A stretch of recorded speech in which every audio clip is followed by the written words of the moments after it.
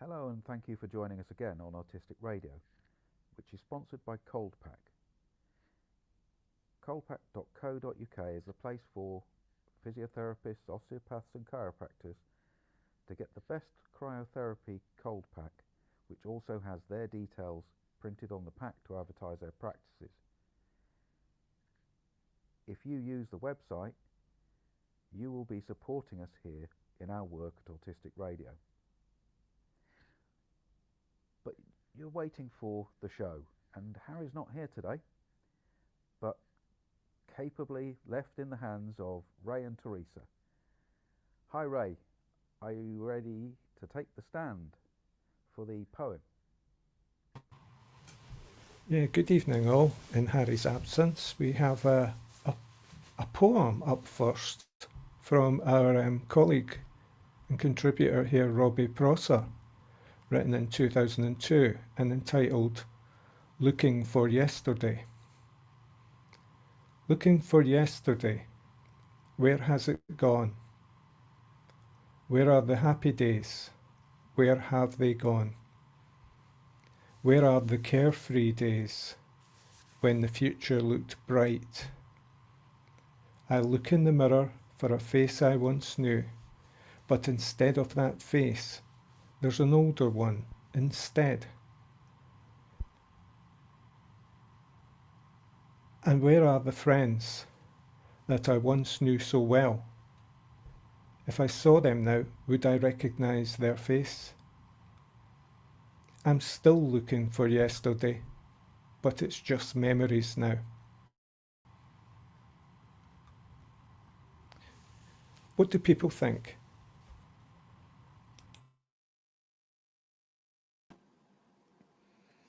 I think it's beautifully written. It starts out with that pattern of where has it gone, but then breaks away in the second half to this lovely irregularity, that universal feeling of seeing your face staring back at you and wondering who you are. It's a beautiful way that it ends too, and wondering who if you would recognize other people too. So I love that ending.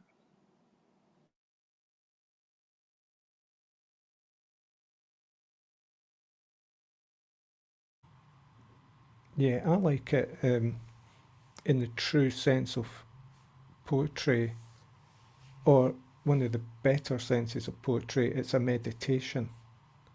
And we all have these moments where we meditate slightly on existence and memory.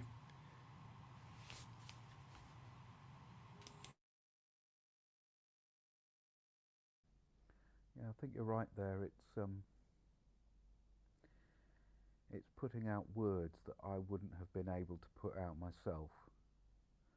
I think that's what poets do, and that's what Robbie's doing here. I've had those feelings. I've stared into the mirror. I've looked and thought, wow, that's not my face. That's a different one. And the same kind of thoughts have gone into my head. It's a nicely balanced, wistful nostalgia when it's read out loud. But looking at it, there's a bit more in there that we can think about. So I think it might prompt me to think things I may not have thought as well. And that's what poetry's for, isn't it?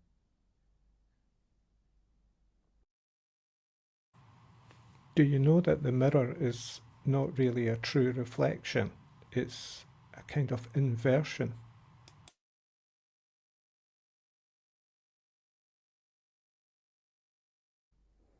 Yeah, it's always a surprise when you see yourself on video rather than the face that you look at yourself in a mirror, the other way around.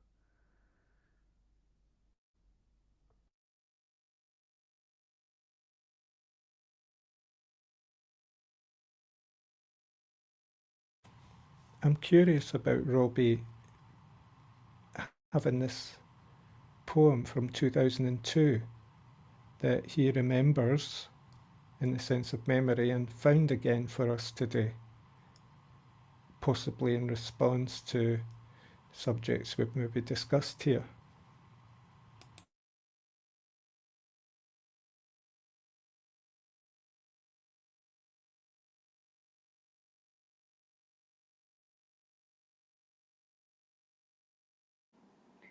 I think that's very interesting that it was from 2002.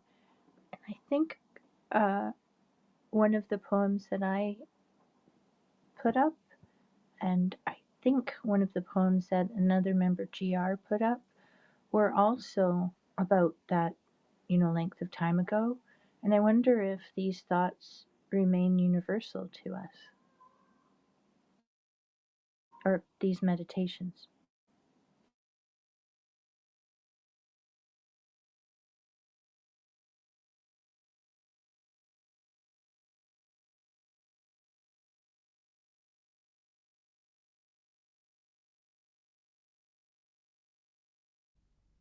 Yeah, there's a real sense of loss, isn't there, in it? And that really makes me feel uncomfortable when you point out that it's 2002 and we know the poet now. It's 2026, 24 years later. That's a long period of time to be feeling and experiencing that loss. And to choose it now to share with us as an intimate sharing thing, sharing your words, your poetry, the things that something that you've worked long and hard about that comes from you. That decision making, that that feels like a tough thing for me. It's a tough thing to notice it's 2002. It's almost like Robbie's put this away for a rainy day, this one, and found it again, or maybe remembered it and thought it's useful now. It still works. It's like time is maybe not linear, it's circular. Things you do when you're young are perfectly valid now as they were then. Maybe he was speaking to himself now back then in this poem. And we were all maybe in our 30s then. And of course, it's a year after one of the major events in Western culture. So there was a lot of self-reflection about the world back then. But maybe seems a more personal poem. We all stare in the mirror.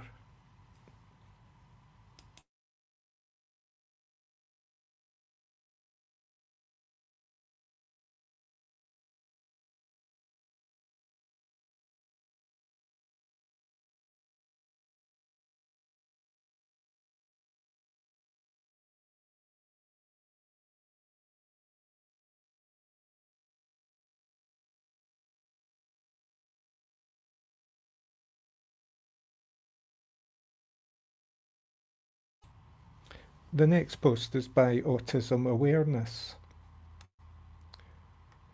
who are a non-profit organisation, health and wellness website, sport and recreation. The post is titled Neurodivergence Partner Choices. And it's a picture, no text. The picture has text within it, and it's speaking about autistic choices and partners. So let's try and wade into this one. The male figure, chances of choosing a partner with autism, 11 times. Of choosing a partner with schizophrenia, 8 times. And of choosing a partner with bipolar disorder, 4 times. The female character chances of choosing a partner with autism 10 times. Social phobia 7.5 times. Generalized anxiety disorder 4.5 times. So this is kind of like a league table of choices between male and female with autism.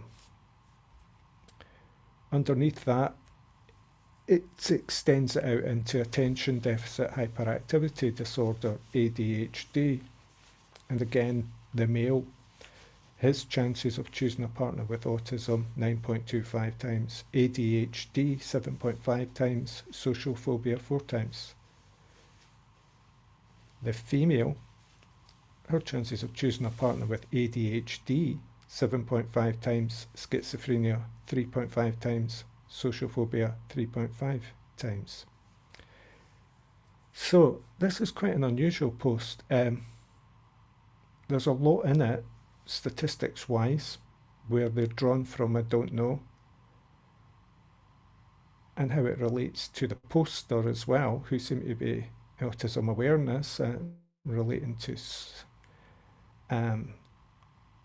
sport and recreation, health and wellness, right?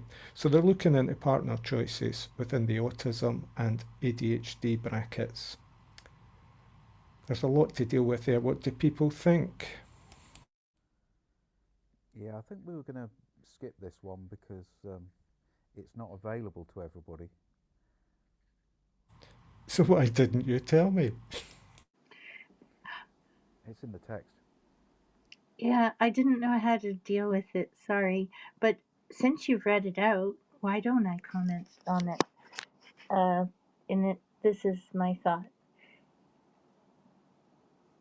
I I find in just maybe this is just me, but I find infographics like this where they've obviously taken a whole bunch of information, probably from some source like a study or something, and they've tried to summarize it visually in this quadrant system. Perhaps it's just me, but I found it lost its meaning. I just couldn't figure it out.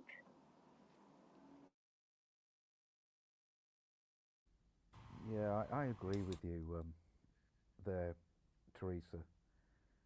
It's it's propaganda. Having those statistics just written there is clickbait, and I want my facts with a bit of background, and I want my facts with a bit of explanation. This isn't good enough as a piece of advocacy. It's not good enough. It's meaningless.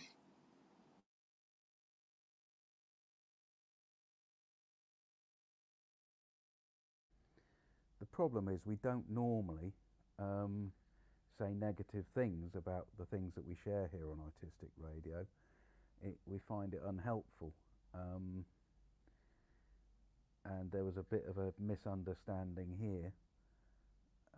I think the post has actually been deleted um, from our feed, but yeah, let's decide whether it stays in the edit to the person who's editing it. Shall I read the next one? Or introduce the next one?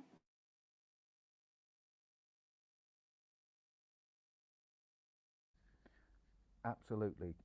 That you don't ask permission. You take control. Okay. I chose this interesting one by um, the poster Lisa Marie Wooding, who is an author. And I just wanted to say there's a photograph of a young woman. I'm not sure how old, but you know, she's looking directly into the camera. I think probably in a selfie, and it's sort of like she's bearing all with her expression on her face. And I can't read it all to you because it's very long, but I'll hit some of the highlights. She says, I don't usually put things like this out here, but I need to name what this feels like. Lately, I've been in what I can only describe as an autistic burnout. Not just tired, completely depleted. And like she has nothing she can give to life, a demanding life. And she talks about the picture which she took of herself on Mother's Day when it sort of hit hard with her. And if you're interested, you should go have a look and read some more about it. But she's just really talking about coping with so many things in life, which seems more made so much more difficult by having this thing, autistic burnout. And she really just wants to share and say, if you're in a similar place, she sees you. Does anybody have a comment on this?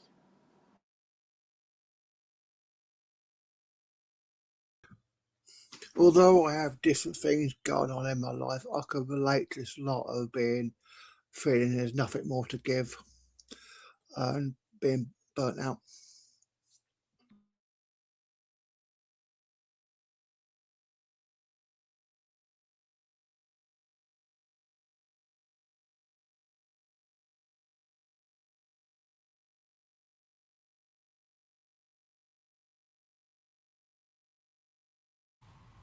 I'll just read out the last paragraph which I highlighted, which is, in a sense, a positive conclusion to this post. She says, I've now reduced my medication so the world can see the real me, and I'm now doing less, concentrating on me and my family. I'm planting vegetables. I'm sitting at my desk. I'm enjoying the little moments like watching the horses in the field opposite our house. I'm participating in a lot more cat cuddles. If you're in a similar place, I see you.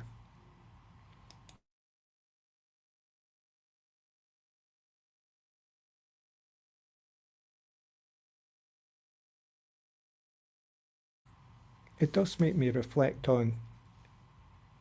Sorry, is someone else speaking?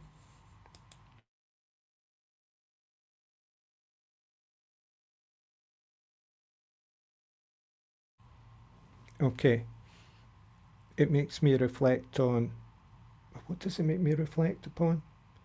Um, yeah, are people doing more these days than they've ever done? Or do we just feel like we're doing more than we've ever done? And of course that doesn't negate anybody's um,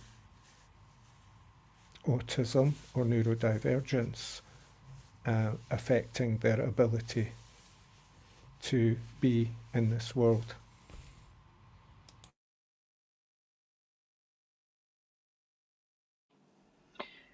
Yeah. Oh, sorry. I think I'm interrupting. No disinterrupting. If they speak first and there's silence otherwise, please just continue.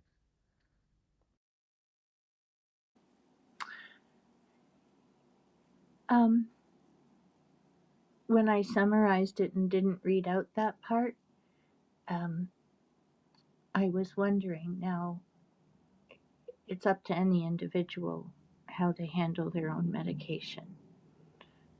But, I wouldn't make a particular comment on that except to be careful. But the things she's doing, like the planting vegetables, we've talked about this nature idea, sitting without great expectation at her desk and enjoying these moments. They all seem so natural, watching the horses and, you know, cuddling with a cat. They do seem very healing. I think my thoughts on life being busier, yeah, maybe it is. But let's think in history, because she's talking about being a mother and having this revelation on Mother's Day. Mothers used to have, in some periods of time, a whole lot of children. you know, in some cultures, maybe 12 or more, especially if they were rural or, um, for various other reasons. So I was looking at it through this lens. Every one of us will look at it through our own lens, and it was of layering autism on top of her life, and how that is the thing that is going to burn her out. Not too many people in the world might realize that. Like, that's the hitch, I'm thinking, from my perspective. Yep, I'm really really in with following what you're saying there, Teresa, because the one thing on top of all the other things in her life, she's got autistic kids, she's a mum in this world, um, she's got perimenopausal symptoms, which is a big deal, um, and then she's got this bombshell. She's been diagnosed with autism. Somebody from the outside has dropped this in on her life, and then they've just left her with it because that's what they do. The system is diagnose as many people as you can, but there's no follow up. Cause a complete disruption in people's lives and leave them helpless.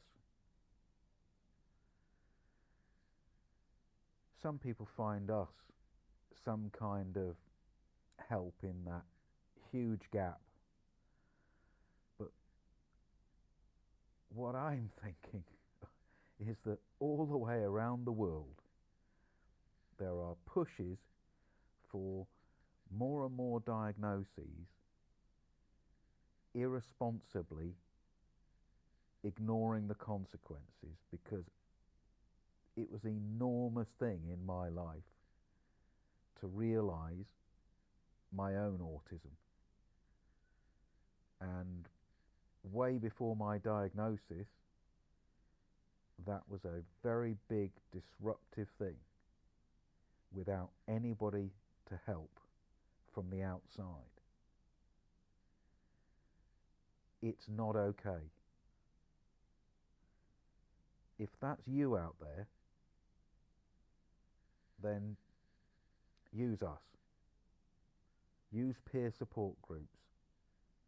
Find somebody else autistic in your own life to talk it over with. Jesus fucking Christ. The misunderstanding of the neurotypical world has impacts on us. It's not okay. I'd also like to say, at the end, she was so generous to say to the readers of her post, if you're in a similar place, I see you. And I think what we want to say is that we see her.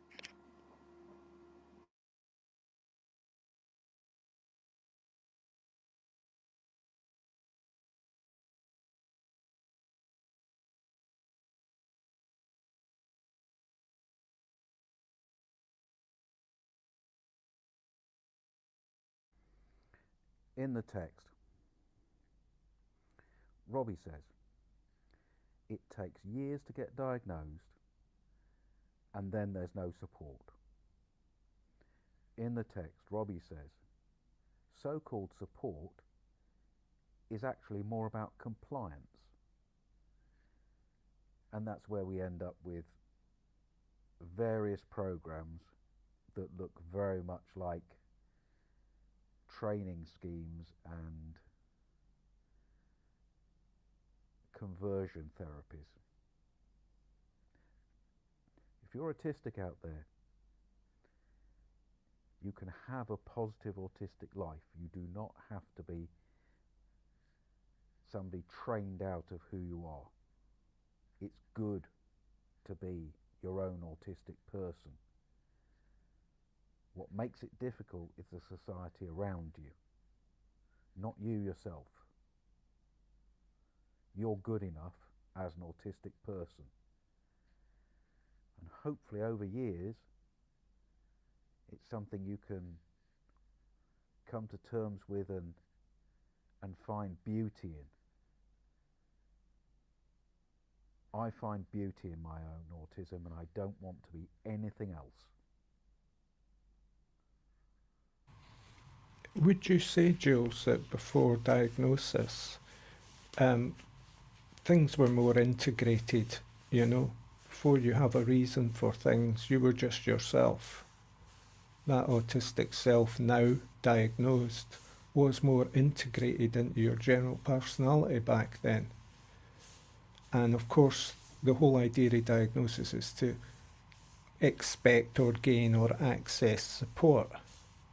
But I wouldn't say that expectation is always possible. But what I'm reflecting on is the pre-diagnosis integrated personality got on with things, possibly suffered immensely, or not immensely, but generally through interactions, as most people do. But that integration may now be lost or separated out into a category, leading to more stress.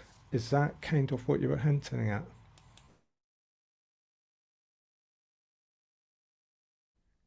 I don't know, Ray. I wasn't going through life thinking I had a problem. And when my wife sat me down to explain her theories about neurodiversity to me, I was neither shocked nor particularly upset about it. It seemed to make sense, but then I had to go through a whole sense of testing out the theory and fact checking, which autistic people will recognize themselves. We don't take things on face value. The diagnosis to me was pretty irrelevant. I went through that because I thought there might be something out there that would have interest to me, a service, which turned out not to exist. But something similar came along later and turned out to be inadequate. And the service that put me through a little program eventually to explain my own autism only had value because there was an autistic person there reinterpreting the material and not taking the material they had from their organisation at face value. They were, by that time, I knew enough about my own autism to be a part of it with them, to help other people and discuss it with them and bring out the kind of realities that they themselves and me myself had come to, the conclusions that we'd come to.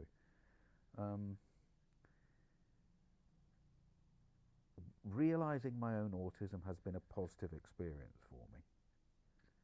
A diagnosis has been an irrelevance. Does that get anywhere near what you're asking, Ray? Yes, it does. I'm just noticing that there are comments from Catherine Roberts. Do you see them, and should we voice them?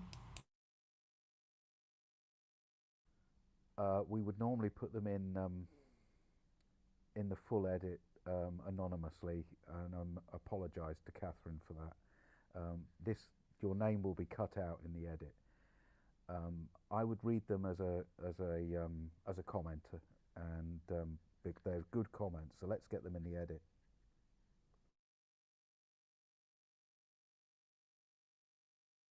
Can you read them? I can't see them.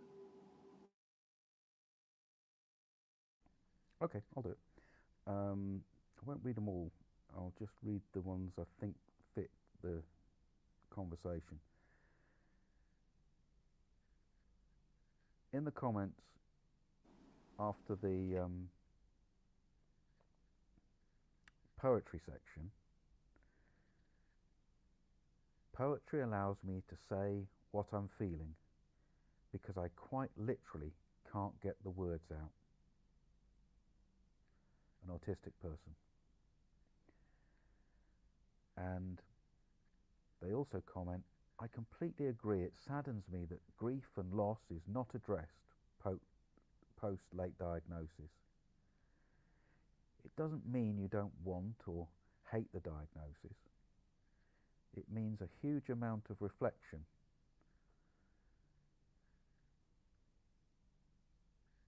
Reflection of what was or could have been. It's trauma and it's just overlooked. Poetry in their own way. And then the same person is commenting to say that they agree with what people have been saying. Beautifully said, they say.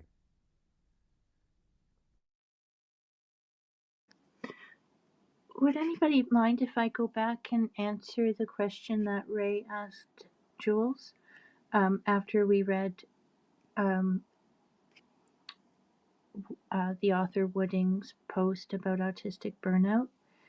Um, it wasn't about burnout, but it was about Ray. You asked a really important question. It was whether being late diagnosed a person, well, in particular, you were asking Jules, did he feel more integrated before? Whether we say diagnosis or coming to the realization. Well, I feel more integrated now, and the way it went for me was I had no idea that this was a possibility about myself, but I think in a stereotypic autistic way, I just don't usually entertain, self diagnosis. It was pointed out to me in a terrible situation, but then I waited after that for 2 years to be evaluated. Even for those 2 years, I didn't think one way or another whether I was or I wasn't autistic. I mean, I went and I read everything I could, but I just said, well, I don't know. I either am or I'm not. And then when I had my diagnosis, I was either obtuse or just in shock at first. I think I might have been in shock. My first feeling was not integrated. It was a grief to have lived for 60 years without having this knowledge or the correct operating manual, as I still will say, is my feeling. But now it's been almost, we're coming upon 2 years in July, and I feel more integrated now than I have in my life because before this diagnosis, I had other diagnoses and never felt coherent, never felt like anything cohesive or holistic was happening to me in terms of medically, or I haven't got a day worth of support, but I don't care. I got that diagnosis, and maybe I'm just a black and white person and I need someone to say that's what you have. And here, I'm still on a waiting list to go to a group. So I live in Canada. There isn't really any support for adults yet. I hope maybe someday there will be. But I'm working it out, and especially find it to be very helpful to come here.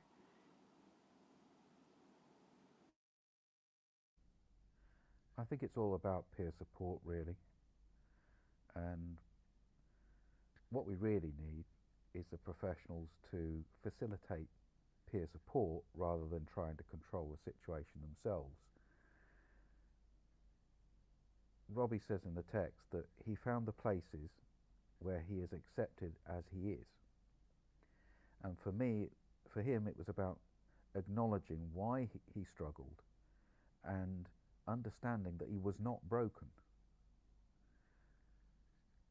Ray says that that's the integration that he was commenting on.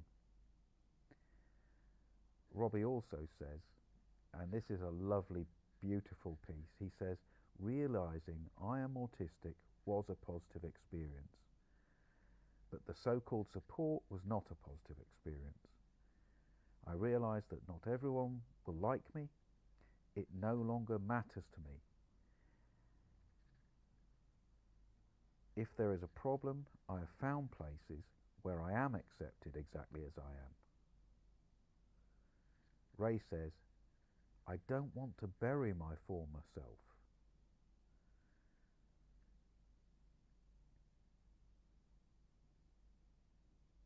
Robbie says that I no longer people please.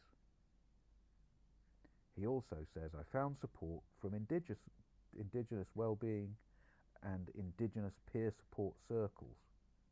And also here, Robbie, give us a plug. I think that's interesting what Ray says there. He might want to expand on it. I don't want to bury my former self. So maybe the question he was asking me is there a previous self and a former self? I don't think there is for me. And actually, one things a professional has said to me that has been helpful was at my diagnosis, and it was the last words that the professional said. As I left the meeting, she said, please remember you're still you. Nothing has changed. And that is a piece of wisdom. Oh, that's good. Oh, I like that.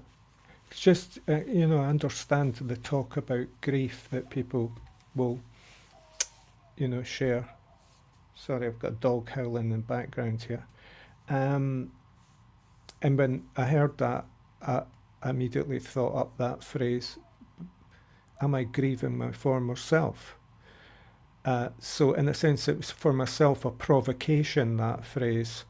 And of course I hesitated and thought, will I hit send? Will I hit send? I think, just hit it.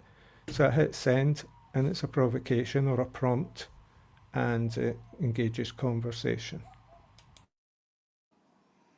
It was a really good prompt, Ray, because I feel like I understand something better just hearing Jules and thinking about the answer, but I don't grieve my former self. I actually feel like if I never found out, I might have lived my whole life not understanding my entire self. But I think the point that comes from the post is that it's destabilizing. A huge piece of knowledge that then leads to an investigation is incredibly destabilizing. So I felt that whole inquiry, that looking back, realizing things from the past, putting the framing of autism on so many relationships and experiences is a hard experience, and it it's self-therapy to work out your own autism. I'm not convinced many therapists are helpful to help you on that journey. I am convinced that other autistic people can often be very helpful, but I'm not convinced that shouty advocacy and ban this and I'm traumatized that and wearing autism as some kind of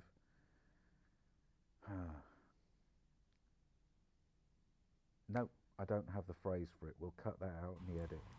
The other thing we'll cut out in the edit is whenever anybody asks for permission, because we don't ask for permission here. We just do. And dogs in the background, this is all cut out, Dogs in the background, they won't be heard. We don't apologise. We just get on with it because it's all cut out in the edit. Jules, is it like clubs and their rules? You know, it was like any time you have an experience of, joining a club, there's these rules that are expected, and usually it's very off-putting for a much needed kind of social interaction or emotional interaction.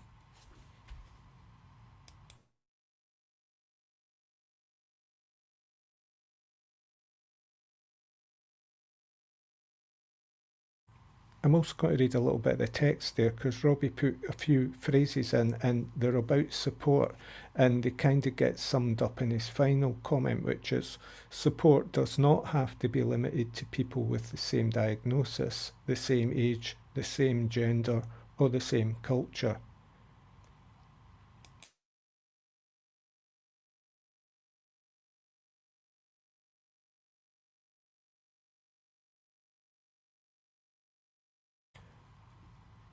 Do you want me to explain the joining clubs and the rules thing, Jules? Yeah?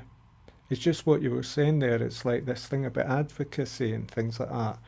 It's like once you realise who you are, you may want to then meet fellow minded people or people in a similar situation. And they're usually within strict organisations like clubs. So you join that club for what you are. And very often it's off putting because it has rules. And you didn't expect rules, you expected just to be with, I don't know, to explore yourself with other like minded people. I think I knew where you were coming from. The first thing I thought was, oh, there's some kind of a saying. The first rule of whatever club is not to whatever, whatever.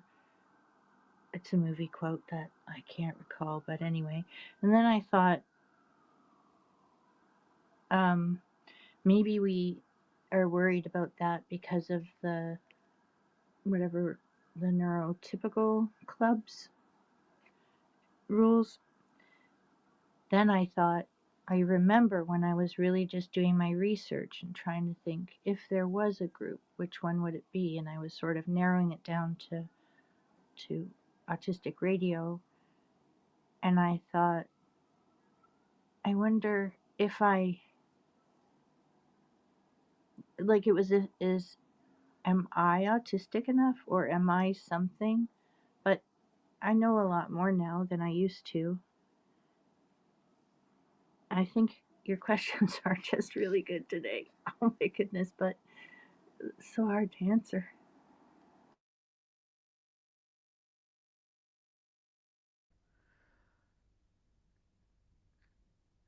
I keep coming across autistic spaces, and within a very short time, somebody tells me what some rule or other is. And I think, fuck off. Fuck off.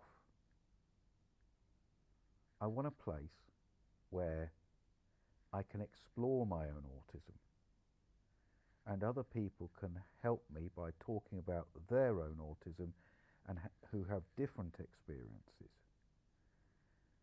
I want you guys to say different things to me so I understand them. And the lovely thing about you is none of you tell me off when I say things that are beyond the norm. And I hope I don't. No, I know I don't tell people off for explaining things that are out their norm as well. That's the essential thing for me. My autism is about my individual autism. I learn from other people and I learn about my own autism by them explaining their individual autism. But I don't see it as a rule book for me to follow. And to some extent, I'm uncomfortable with this concept that has been a long-term concept, though I know it's useful for you, Teresa, about the wrong manual. Because for me, life has no manual. We are all working out what life is, and then we die. There is no manual to life, whether you're neurotypical or autistic.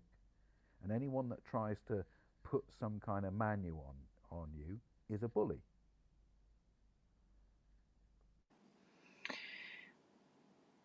It's a metaphor. I'm sticking with it. It's my experience. Exactly. And that's beautiful. Um, should we fit one more post in right now? I'll begin. The next post is by Autism Awareness, and they also have an infographic, only this one seems to be working quite well. The point of this that you can't see, but you can go check it out on Autistic Radio's Facebook page or Autism Awareness Facebook page. They're saying the autism spectrum is not a line from less to very autistic. It's a wheel of social differences, sensory sensitivities, emotional regulations, and more. So high functioning and, whatever don't work. What works is in this wheel, almost like the color spectrum wheel, this is how this looks.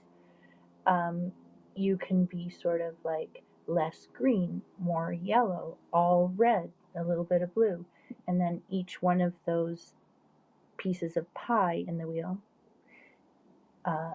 is social differences is one, interests another, repetitions, sensory sensitivities, emotional regulation, perception, executive functioning, and other. So, you know, I, I, I don't think we have enough time in the day to try and figure out who we all are, but it looks like a more interesting way to look at it.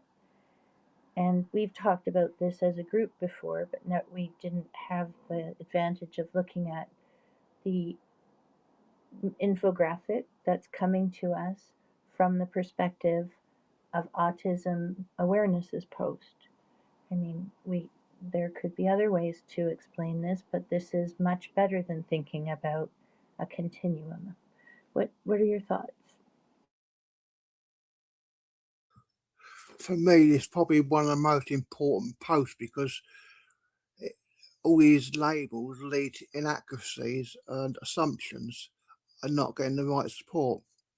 And for me, I would probably my diagnosed with actually Asperger's, which would probably now be defined as high functioning. I know this would lead to them claiming I had less needs, but if my needs are not met as they haven't been, it leads to crisis. It's probably one of the most, and there's a lot of things that are not mentioned about, like people often talk about the being oversensitive, but I don't hear much about people saying about the undersensitive, and lot of the things that they push, like sensitive labels, I don't have, and so this is a very very important thing because they actually need to talk, actually listen to people that are the experts, the people that are autistic, their families and parents, rather than using all these labels and making assumptions.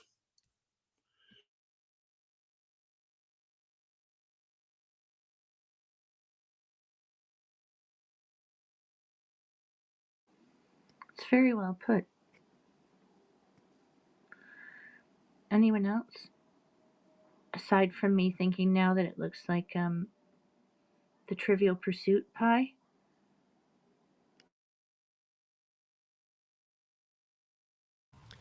I'm always a bit wary of, science's categorization, you know. But this is helpful as in certain contexts. I was thinking earlier about how we were discussing, being predictable or being changeable. And this gives the possibility of change within one's view of oneself or others. And we also discuss poetry here, and so I kind of lean more towards a more poetic interpretation of people, if that's possible. I mean, in a sense here, if you look at this chart as being like the colour wheel, as you said, Teresa, in art, the way combinations can happen in art and figurative painting, say, is a possible way of seeing a metaphor for relating to other people and knowing them. This is it's almost like it's a judgment wheel, isn't it? It's like a way of judging people. Or is it a way of self-expression? I don't know. I would say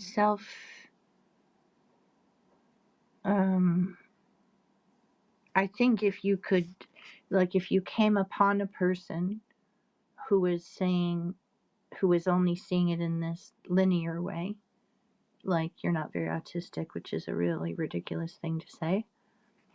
We know that, but it's hard for people outside, like, maybe, I think it would be useful in some contexts. I don't think it's the most important thing on earth, but in the way that Robbie described it is, because this does lead to a lot of trouble for him. So I think it could be useful to just say to somebody, hey, look, I don't know if this one version of it is the only way you could show it, but I like it. I'm kind of looking at it and trying to figure out how it works. It's like opposing colours. Does that mean anything? Are they opposite ends of an experience? Say we've got social differences opposed by emotional regulation. We've got perception opposed by repetitions.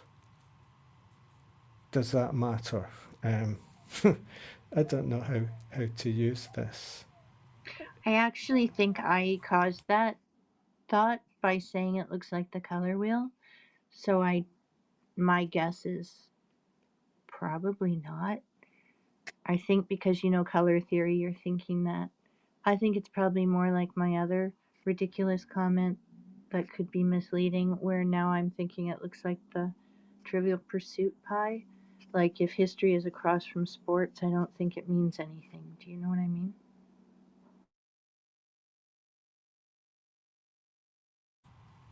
I'm a little bit of this and I'm a lot of that. But it changes every day, doesn't it? I've said this before. Am I having a flashback? Maybe. I think when I think about it, of course there are fluctuations every day, but possibly you have like a baseline for the various things. I think it's more important that people know if you're not stereotypically one way or the other, you still deserve support.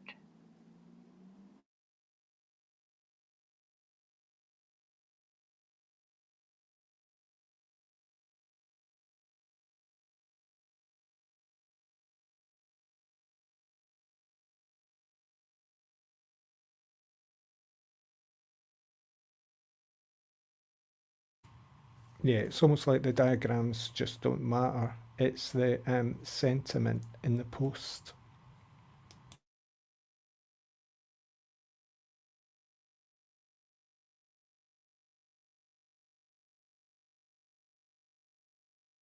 It could open up a conversation with somebody, like where you talk about how you have,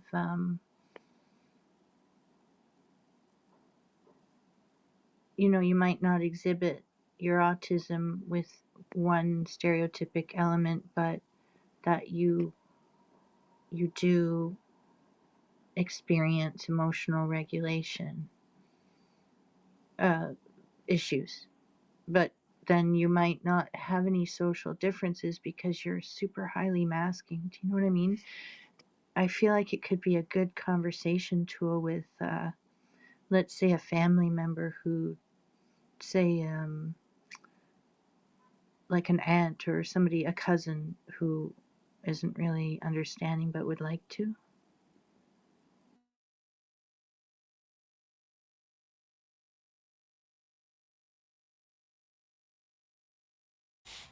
Yeah, I get that. That makes sense. There's also a humorous side to me that's seeing it like some kind of twister game. Are you saying that Twister is a humanist? Sorry, humorous. Oh, there should be a hearing component on this chart because mine's not very good. But misreading and misinterpretation is valid.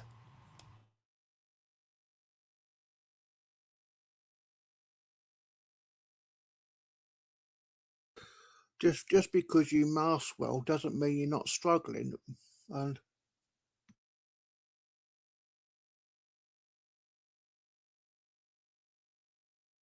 You're right, Robbie. It could be more profound. Like, you might have to recover more at night, and maybe that might lead to more self medication and a lot less life satisfaction or something like that. I see what you mean there.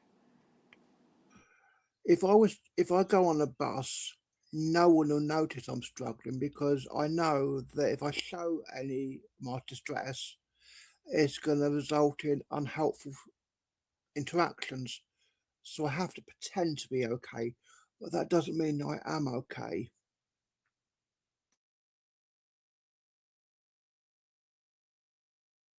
It's the same when all the children pretend to be okay at school so the parents don't have the hassle, but fall apart when they get home when there's no one looking, when they're safe.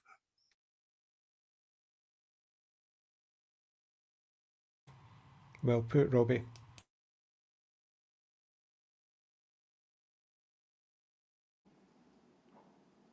It is really well put.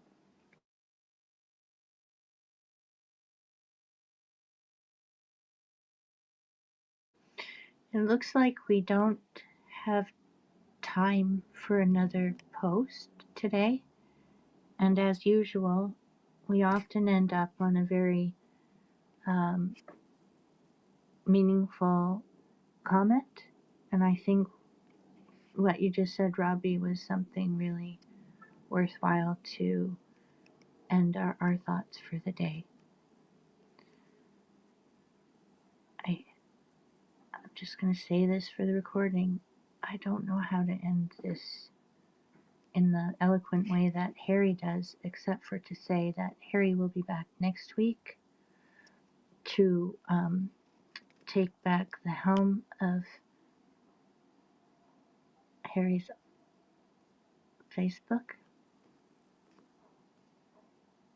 I can't wait. Harry, we kept your seat warm. And thank you to all the people who post and allow us to share those posts. We'll be here next week and every week, every Sunday, both live and in an edited recording. Take care in Autism World.